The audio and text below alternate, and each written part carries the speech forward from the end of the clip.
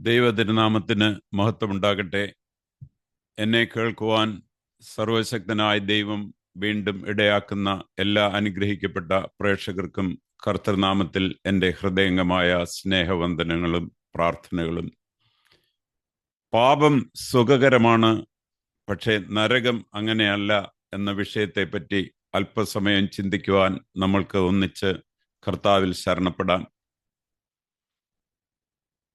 ദൈവമായ കർത്താവിനാൽ അനുഗ്രഹിക്കപ്പെട്ട എല്ലാ ദൈവമക്കളുമേ, വർഷങ്ങൾക്ക് മുൻപ് ഒരു ചെറിയ സംഭാഷണത്തിന് ശേഷം പോകുമ്പോൾ ഒരാൾ എന്നോട് പറഞ്ഞ വാചകം ഇന്നും എൻ്റെ മനസ്സിൽ മുഴങ്ങുന്നു. പാപം അടിപൊളി സുഹൃത്തെ, പിന്നെ കാണാം. ആ വാക്കുകൾ സത്യമെന്ന് തോന്നാം, എങ്കിലും അത് അസത്യം മാത്രമാണ്. തിരുവെഴുത്ത് തന്നെയും പറയുന്നു, പാപത്തിന് ഒരു താൽക്കാലിക സുഖം ഉണ്ടെന്ന്. പക്ഷേ അതിൻ്റെ അവസാനം അത്യന്തം ഭീകരമാണ്, ഭയാനകമാണ്. മനുഷ്യന് ശരിയാണെന്ന് തോന്നുന്ന വഴി മരണത്തിലേക്ക് കൊണ്ടുപോകും. സദൃശവാക്യങ്ങൾ 14:12. പാപത്തിൻ്റെ താൽക്കാലിക സുഖം. ദൈവവചനം ഒരിക്കലും പാപം ആകർഷണമില്ലാത്തതാണെന്ന് പറയുന്നില്ല. പാപത്തിൻ്റെ ക്ഷണിക സുഖം അനുഭവിക്കുന്നതിനേക്കാൾ ദൈവത്തോടുകൂടെ കഷ്ടം അനുഭവിക്കുന്നത് മോശ തിരഞ്ഞെടുത്തു. എബ്രായർ 11:25. ക്ഷണിക സുഖം, അതാണ് സത്യം. പാപം വാഗ്ദാനം ചെയ്യുന്നത് സ്വാതന്ത്ര്യമാണ്, പക്ഷെ നൽകുന്നത് അടിമത്വം. ആനന്ദം വാഗ്ദാനം ചെയ്യുന്നു, പക്ഷെ അവശേഷിക്കുന്നത് ശൂന്യതയും കഷ്ടതകളും മാത്രം. ജീവൻ വാഗ്ദാനം ചെയ്യുന്നു, പക്ഷേ ഫലം മരണം. ഇഹലോകത്തിൽ മാത്രമല്ല, വരുവാനുള്ള ലോകത്തിലും മരണം തന്നെ, നിത്യമായ മരണം തന്നെ. പാപത്തിൻ്റെ കൂലി മരണമാകുന്നു. ദൈവത്തിൻ്റെ ദാനം ക്രിസ്തുയേശുവിൽ നിത്യജീവനാകുന്നു എന്ന് ദൈവം നമ്മെ അറിയിക്കുന്നുണ്ട്. റോമർ 6:23. പാപം ദൈവത്തോടുള്ള ബന്ധത്തിൽ നിന്ന് നമ്മളെ തകർക്കുന്നു. ആദ്യം തന്നെ പാപം മനുഷ്യനെ ദൈവത്തിൽ നിന്ന് വേർപെടുത്തി. നിങ്ങളുടെ അകൃത്യങ്ങൾ നിങ്ങളെയും നിങ്ങളുടെ ദൈവത്തെയും തമ്മിൽ വേർപെടുത്തിയിരിക്കുന്നു എന്ന് ദൈവം നമ്മെ വീണ്ടും അറിയിക്കുന്നു. യെശയ്യാവ് 59:2. നരകം വെറും തീ മാത്രമല്ല, അത് ദൈവസന്നിധിയിൽ നിന്നുള്ള നിത്യ വേർപാടാണ്. സ്നേഹവും വെളിച്ചവും സമാധാനവും ഇല്ലാത്ത ദുരന്തമായ അവസ്ഥ.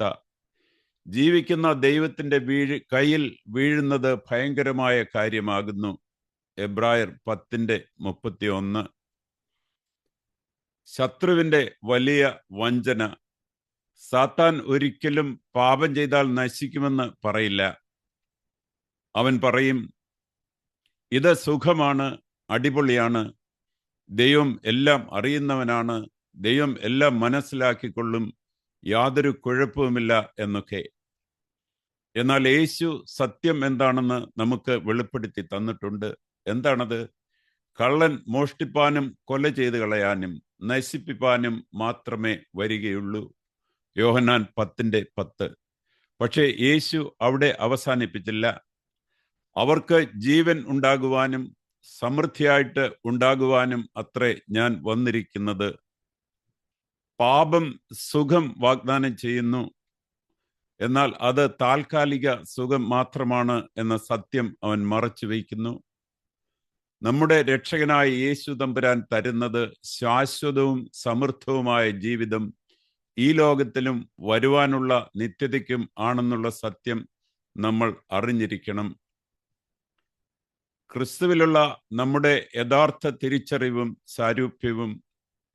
9 വർഷങ്ങൾക്ക് മുൻപ് ഒരു സൺഡേ സ്കൂൾ അധ്യാപകനുമായി 2 മിനിറ്റ് സംസാരിച്ച ശേഷം അദ്ദേഹത്തിൻ്റെ കൈ പിടിച്ച് ഞാൻ പറഞ്ഞു, നീ വെളുത്തവനും ഞാൻ തവിട്ട് നിറമുള്ളവനും ആണെങ്കിലും യേശു ക്രിസ്തുവിൽ കൂടെ നമ്മൾക്ക് കുറഞ്ഞത് 2000 വർഷത്തെ പരിചയവും ബന്ധവും ഉണ്ട് എന്നാണ്.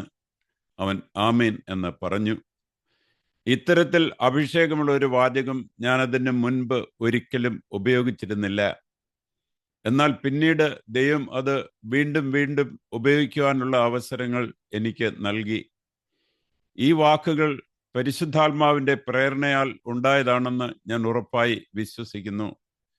ഇതാണ് സുവിശേഷം പ്രവൃത്തിയിൽ എന്ന് ദൈവമായ കർത്താവ് എനിക്ക് ബോധ്യമാക്കി തരികയും ചെയ്തു. ദൈവത്തിൻ്റെ കൃപ ഇന്നും എന്നും നമ്മളെ വിളിച്ചുകൊണ്ട് ഇരിക്കുന്നു. ദൈവം ഒരാളും നശിക്കണമെന്ന് ആഗ്രഹിക്കുന്നില്ല. നമ്മളിൽ ഒരാൾ പോലും നശിച്ചു പോകണമെന്ന് ദൈവം ഒരിക്കലും ആഗ്രഹിച്ചിട്ടില്ല, ആഗ്രഹിക്കുന്നുമില്ല. അതുപോലെ ഒരാൾ പോലും നശിച്ച് ആ നിത്യദണ്ഡനത്തില്, ആ നിത്യ നരകത്തില് ചെന്ന് പതിക്കുവാൻ ഇടയാകാതിരിക്കുവാൻ തക്കവണ്ണം പ്രത്യേകം എല്ലാവർക്കും വേണ്ടി വേദനയോടെ പ്രാർത്ഥിക്കുകയും അപേക്ഷിക്കുകയും ചെയ്യണമെന്ന് എന്നെ ശ്രവിക്കുന്ന എല്ലാ പ്രേക്ഷകരോടും ഞാൻ വിനയത്തോടും താഴ്മയോടും അപേക്ഷിക്കുവാൻ ഈ അവസരം ഉപയോഗിക്കുന്നു. ആയത് നമ്മൾ ജീവിക്കുന്ന ഈ കാലഘട്ടത്തിൻ്റെ അത്യന്താപേക്ഷിതമായ ഒരാവശ്യം കൂടെയാണെന്ന് സന്മനസ്സുള്ളവർ, മനസ്സാക്ഷിയുള്ളവർ തിരിച്ചറിഞ്ഞ് യഥോചിതം പ്രവർത്തിക്കണമേ എന്നും കൂടെ അപേക്ഷിക്കുന്നു. യേശു വിളിക്കുന്നു എന്ന ഒരു പാട്ട് ബ്രദർ ദിനകരൻ ഓൺലൈനിൽ എവിടെയോ പാടുന്നത് ഞാൻ ഒരിക്കൽ കേൾക്കുവാനിടയായത് ഓർമ്മയിൽ സജീവമായി ഈ നിമിഷം വന്നുകൊണ്ടിരിക്കുന്നു. യേശു പിതാവായ ദൈവത്തിൻ്റെ വലത്ത് ഭാഗത്ത് നമുക്കായി പക്ഷവാതം ചെയ്തുകൊണ്ട് ഉപവിഷ്ടനായിരിക്കുന്നു. സ്വന്തം രക്തം ചിന്തി നമുക്ക് സാധ്യമാക്കി തന്ന ആ വലിയ രക്ഷാദാനത്തിലേക്ക് ആഹ്വാനം ചെയ്തുകൊണ്ട് ഇന്നും എപ്പോഴും അവൻ നമ്മളെ വാത്സല്യത്തോടെ വിളിക്കുന്നു എന്ന് എപ്പോഴും ഓർക്കണം. പാപത്തോട് എന്നേക്കുമായി വിട പറഞ്ഞ് വിശ്വാസത്തിലും കൃപയിലും സ്നാനപ്പെട്ട് രക്ഷിക്കപ്പെട്ട് നീതിയുടെ മാർഗത്തിൽ സഞ്ചരിച്ച് ഈ ലോകത്തിൽ 100 മടങ്ങും വരുവാനുള്ള ലോകത്തിൽ നിത്യതയും പ്രാപിപ്പാൻ തക്കവണ്ണം ഒരുക്കമുള്ളവരായി നമ്മൾ കാത്തിരിക്കണം. ആരും നശിക്കാതെ എല്ലാവരും മാനസാന്തരപ്പെടുവാൻ എത്തണമെന്ന് കർത്താവ് ആഗ്രഹിക്കുന്നു. 2 പത്രോസ് 3:9. ക്രൂശ് ഇത് ഉറക്കെ പ്രഖ്യാപിക്കുന്നു. പാപം ഭീകരമാണ്, എന്നാൽ കൃപ അതിലുമുപരി മഹത്തായതാണ്. പാപം വർദ്ധിച്ചിടത്ത് കൃപ അതിലുപരി വർദ്ധിച്ചു. റോമർ 5:20. അതെ, പാപം ഒരു നിമിഷം സുഖകരമായേക്കാം, അടിപൊളിയായേക്കാം, പക്ഷേ നരകം നിത്യമാണ്. സ്വർഗം യാഥാർത്ഥ്യവും അനശ്വരവുമാണ്. കരുണാപൂർണനായ, സ്നേഹവാനായ, വാത്സല്യവാനായ യേശു മാത്രമാണ് നമ്മുടെ രക്ഷയ്ക്കുള്ള ഏക വഴി. നിന്റെ ദൈവമായ യഹോവയെ സ്നേഹിക്കുകയും അവൻ്റെ വാക്ക് കേട്ടനുസരിക്കുകയും അവനോട് ചേർന്നിരിക്കുകയും ചെയ്യേണ്ടതിനും ജീവനെ തിരഞ്ഞെടുത്തുകൊള്ളുക. അതല്ലോ നിനക്ക് ജീവനും ദീർഘായുസ്സും ആകുന്നു. ആവർത്തനം 30:19 മുതൽ 20 വരെയുള്ള വാക്യങ്ങൾ. നമുക്ക് പ്രാർത്ഥിക്കാം. സ്വർഗസ്ഥനായ ഞങ്ങളുടെ നല്ല പിതാവേ, നിന്റെ വിശുദ്ധതയ്ക്കും കരുണയ്ക്കും സ്നേഹത്തിനും ഞങ്ങൾ സ്തുതി അർപ്പിക്കുന്നു. വേർതിരിവ് കൂടാതെ എല്ലാ മനുഷ്യരോടും ഏറെ കരുണയുള്ള സ്വർഗീയ പിതാവേ, പാപത്തെ നീ കാണുന്നത് പോലെ തന്നെ ഞങ്ങളും കാണുവാൻ തക്കവണ്ണം ഞങ്ങളുടെ കണ്ണുകളെ തുറക്കണമേ നാഥ.